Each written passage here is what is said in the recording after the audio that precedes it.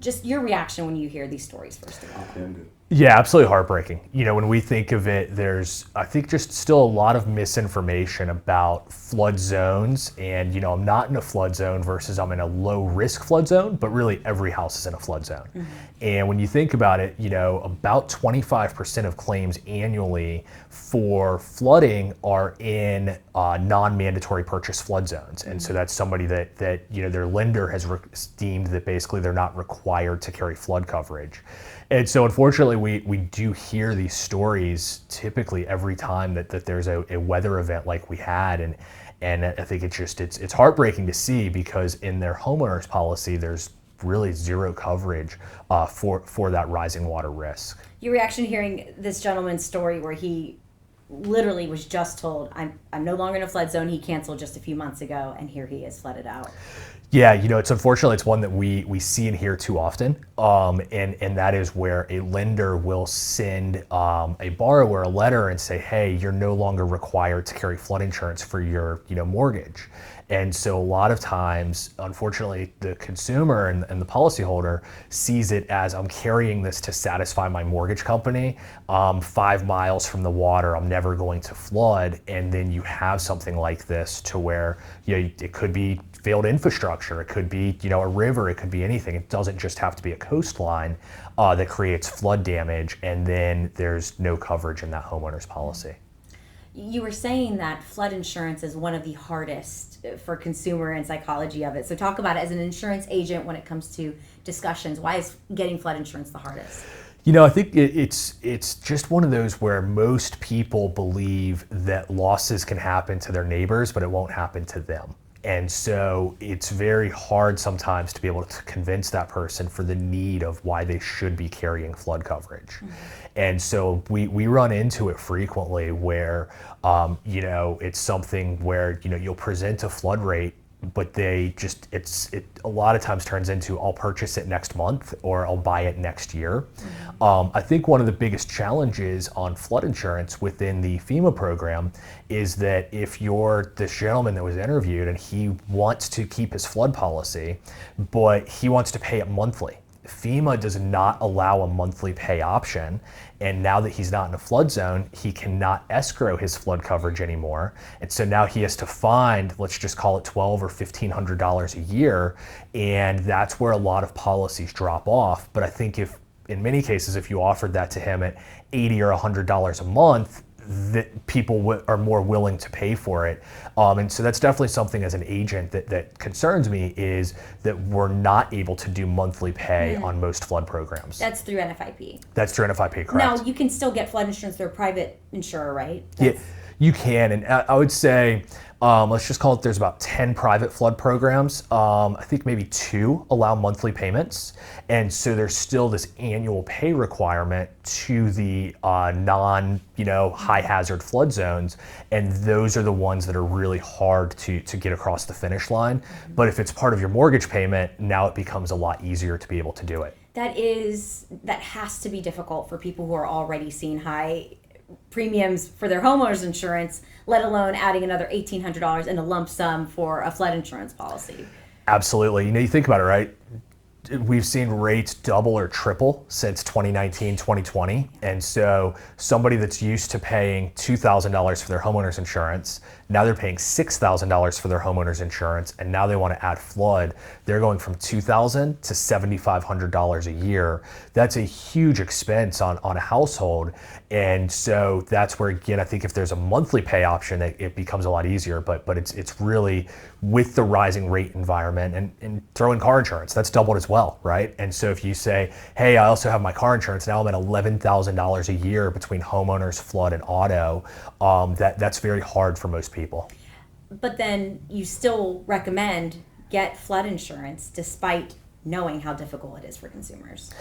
Yeah, I think from a difficulty to consumer, it's difficulty of payment and not having the lender make those payments for you. But I think from a coverage standpoint and a protection of house standpoint, regardless of being in Sarasota or Orlando or wherever you are, there's many parts of Florida that are not deemed to be in a quote unquote flood zone. But again, we would call that, just a low risk flood zone compared to a high risk flood zone. Interestingly enough, if you look at the flood maps, most of Duval Street in Key West is not in a high risk flood zone, right? But it's in Key West. And so when you think about that from a map, standpoint, there's definitely some breaks on there as to, we would just recommend to people to be carrying those flood policies. I was going to say all three of these people that we're featuring today, none of them were in a flood zone. Right. Yeah, and I think that's the hard part is that, there's no mandatory requirement on it. And a lot of times, the amount of people, especially with the rising rate environment that we're in, that say, hey, I just want the minimum coverage to satisfy my lender. I'm barely staying in my house. And then you have that minimum coverage turn into $50,000 and $100,000 home repairs because it's uninsured. Those are very, just heartbreaking stories of, unfortunately, the American dream that we all grew up wanting of home ownership has some extreme cost coming to it right now. Man, I had a question. I just blanked on it. I'll ask one. Okay, go for it. You're talking about the it doesn't have to be a weather event. Mm-hmm. If we get heavy rain and the sewers back up and mm-hmm. you're in a quote non-flood low risk area, just talk about how things aren't covered that people think would be covered. Yeah. The toilet backing up from heavy rain. Yeah, so I think, a lot of it breaks down to what is flood versus what is homeowners. And mm-hmm. so the way that we like to think of it is, flood is not anything that is internal water, such as a pipe breaking or anything along those lines. What a flood is, it's basically naturally rising water that I think of it as it comes from the street into your front door. And so when you think about that, the definition within the policy is 2 consecutive properties being underwater that are typically not underwater, or 2 acres. Mm-hmm. So that can be 2 homes next to each other, or if somebody's on a large piece of land, it would be 2 acres. But basically if a sewage system fails and the water backs up in the street because the drains are full and it comes back up into the house, that does become a flood insurance claim, even though it's really in a lot of ways an infrastructure failure. It's still flooding of that area. Oh, that's helpful. If any of these 3 people were your customers, not in a flood zone, especially the ones who had damage, what would you tell them? Man, that's a really tough conversation. I think what you tell them is, so sorry for your loss, but unfortunately there's not coverage there based on the policy options that you selected. And then what are their options at that point? Yeah, so they definitely can purchase a flood policy. Mm-hmm. So the challenge becomes that they're really limited because the private markets don't allow typically prior flood claims. So even whether or not a claim was paid by an insurance company, it's still that the property has flooded. Mm-hmm. So they can still purchase that NFIP flood policy. But I think one of the biggest challenges is there's a 30-day wait on that. Mm-hmm. And so if they purchase that policy today and you have a September 1st hurricane do similar damage, there would not be coverage for that September 1st hurricane, even though they bought the policy today. So really they're either going to have to pay out of pocket for the damages or file a claim through FEMA. Are you familiar with that process? We know a little bit about it, and so there is disaster assistance available from FEMA. I think one of the challenges is typically it's a loan. It's not it's not the government just handing the money out on there, and so a lot of times they're able to take a disaster assistance loan from FEMA, and as part of that loan, they do have to pay it back with interest, and so it's still a very tough situation from a household standpoint. If you do have flood insurance, what is that process like? Yeah, if you do have flood, typically, by probably today or tomorrow, you'd have an adjuster come out and they would, basically do what's called scoping. And so they take pictures, they measure your rooms, and they make their damage estimate. That then goes to a desk adjuster, essentially, who puts together the claim. And then typically we see that within 2 to 3 weeks, you have, a claim payment to you so that you can begin that rebuilding process. Yeah, absolutely. So when we had Adalia last year, we had many insureds that were paid within 10 to 14 days. They had their initial claim. And then what happens is basically if there's more damage found, then they open what's called a supplemental claim and get the additional claim payments on there. But typically FEMA's great about claims payments. And so typically FEMA will have those paid. 2 to 4 weeks is probably the high side of that. I don't remember hearing that at all after Ian. A lot of people were, well, that was the discussion of whether or not it was storm surge versus flood, which is a whole, I mean, is that a consideration when it comes to flood insurance? Is there an argument between who covers it if it's storm surge? There's not. So storm surge is part of a flood policy. Okay. And so I think one of the things that happens is one of the biggest challenges that we see out there is that, so the storm surge is covered, but a lot of times on flood, there's only $250,000 in coverage, right? And so in a NFIP FEMA policy, you can buy a maximum of $250,000 in building coverage.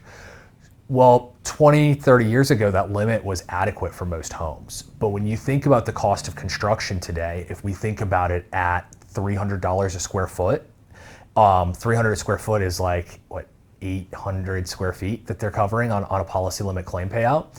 And so that's where a lot of claim discussion comes from, is that they don't have enough flood coverage because they need more than the 250,000. And somebody can buy it in what's called excess flood coverage. And basically it's a private market flood excess policy.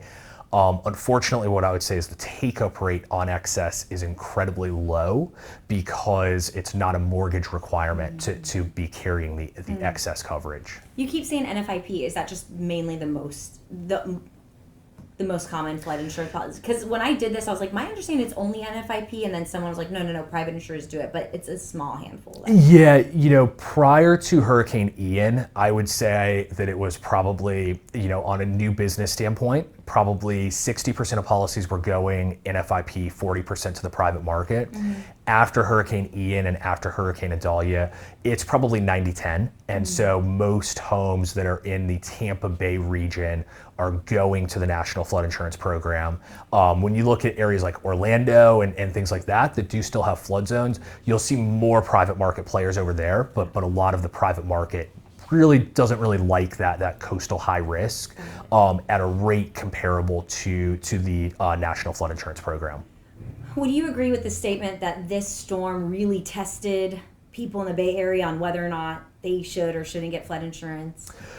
I would say it's a great wake-up call, but it's probably not really even a test, right? When you think about it as to, it was not a direct hit, it was still very far off, and when we got those, rainwaters, that was still a tropical depression and into a tropical storm. And so this was a tropical storm, Cat 1 type hurricane that just brought a lot of rainwater. But if that's a Category 3 and that really takes that right-hand turn into Tampa Bay, it would most likely be significantly worse. So get flood insurance. I think absolutely. I think, when you think about the city of St. Petersburg as an example, right? 51% of homes are in a flood zone. And so Pinellas County, 33% of homes are in a flood zone, meaning that mandatory purchase flood zone. But for the other 49%, there's a lot that are within that fringe area that should absolutely have flood coverage on their house. That's great. So good. Do you have any other questions? After Ian, like last year, the stories started coming out about the adjuster writing a $96,000 claim, them paying out 40%. I guess ultimately the question is, and you can answer, Nadine, is should people, even if they have a flood claim and they have flood insurance, is a private adjuster a good way to go? So, within a flood insurance policy, you actually end up getting less money with a public adjuster because the flood carrier is not paying a public adjuster fee on there. And so you're going to end up at 80 or 90% of your claim. I think what happens a lot of times is there's a lot of confusion about the claims process. So when you have a flood claim, so I'm just going to say that your claim amount is $100,000. The initial check that an insured gets has what's called recoverable depreciation. And so what recoverable depreciation means is that essentially you have to show that you made your repairs. So if you don't make your repairs, that turns into a moral hazard that, hey, I'm going to try to claim as much as I can but repair nothing and pocket it. And so once you make those repairs, then the carrier will actually issue you a check for the additional amounts. I think it's probably one of the most misunderstood parts of insurance is that really all policies have this recoverable depreciation standpoint in there. And so let's just, to take it on homeowners insurance, you take a tile roof that's 25 years old, it's mostly depreciated. And so the initial check, even though the claim is for $35,000, the initial check might be for $5,000. But when you make the repairs on there and you basically have the new roof on there, then you would get your additional $30,000. And so that's a, unfortunately, commonly misunderstood piece. And I think the challenge is that a claims adjuster after a storm is so busy that they're not always the most available because they have thousands of claims on their desk. And so then that creates a lot of confusion by the insured. Would you go the public or private adjuster route? I personally would not. I think that what you really want to do is you want to allow your carrier to come make their loss settlement first. And if there's something in that loss settlement that you disagree with, then you absolutely should ask to review it and even talk to like a claims supervisor. And at that point, if the carrier still can't work with you, then that starts to become a discussion point. But I think a lot of times it's, the carrier is there to pay claims, right? If they didn't pay claims, they're not selling insurance. And so, but I think there's just this kind of consumer psychology that's started that my carrier is trying to pay as little as possible. And I think the reality is that they are there to pay the claim, but you really give up control of your claim and you give up the ability to work with your carrier when you bring in a public adjuster. So we have an insured that is in Naples and still working to get her roof repaired that should have been done. However, she brought in a public adjuster and now she can't communicate with her carrier. And so now 2 years later, she's dependent on this public adjuster to help her and they're really not helping, but there's not much that she can do about it. Okay, that's crazy. Yeah. That's wild. I think I'm good. So one more that I'll please. give you as a question would be, so your house is flooded and what happens if you have to go get a hotel room and you have to pay additional living expenses? So in a flood insurance policy, from the National Flood Insurance Program and from pretty much all of the private flood carriers except for one of them, there is a no loss of use coverage in that flood policy. So when we think about an area like the Sarasota area or Shore Acres in St. Petersburg and your house floods and you can't live there for 6 months, even if you have a flood insurance policy, there's not coverage for you to go live in a hotel, go live in a different property or anything along those lines. And so that's definitely a high risk piece of living really in Florida, but really, being in an area that's vulnerable to flooding. Is that loss of use feature is not there, whereas in your homeowner's policy, it's 10% of your coverage limit. So on a $300,000 house, you have $30,000 to go live elsewhere, but if it's just flood damage, there's no coverage for that. Oh, gosh. And so you're saying if you have issues to work directly with your carrier, the carrier in this would be mostly the NFIP. Yeah. And they're pretty good at paying out claims. Absolutely. So the way the NFIP works is they work with what's called a write your own carrier. And so as an example, Wright Flood Insurance based in Clearwater is the largest write your own flood carrier in the country. And so what they do is they basically write and underwrite and pay claims on behalf of FEMA and then submit all of the data to FEMA. That way FEMA doesn't have to staff that many claims adjusters and underwriters and things like that. And so yes, you would work directly with your flood carrier on there. And you said it is pretty fast, you've noticed? Typically we're seeing like 2 to 4 weeks. I mean, if it's a total loss, huge claim, maybe it's a little bit longer, but a lot of times they'll make that initial claim payment. That way somebody can at least start doing those emergency repairs very quickly, and then they'll continue to work on the claim with you. And then I've seen some comments, people say, don't even file a claim, you're going to get dropped. It's not even worth filing a claim, your rates will go up. Is that true? Yeah, it's a great question. So in private market flood insurance, if you file a large claim, it is possible that that carrier does have the right to non-renew you. However, within the National Flood Insurance Program, that is not a correct statement. So typically the NFIP will allow, if you go over 2 claims in 10 years, then you get what's called a repetitive loss property. And then if you have, I believe it's 4 claims in the lifetime of the property, then you're what's called a severe repetitive loss property. But if it's, a claim or 2 here and there on specifically flood insurance, then no, that's not really going to count against you. So if you have damage and it's going to exceed your deductible, we highly recommend filing the claim. The deductible is going to be, typically what we see is $5,000 or $10,000 of a deductible. So you have to make sure that your damage is going to exceed that. But if it does, we'd absolutely recommend filing it. Oof. Gosh, that's a high deductible for insurance. Yeah, but if you think about it, right, on homeowners insurance, so $300,000 house, they're going to have a 2% or 5% hurricane deductible. So it's either 6 or 15,000, and so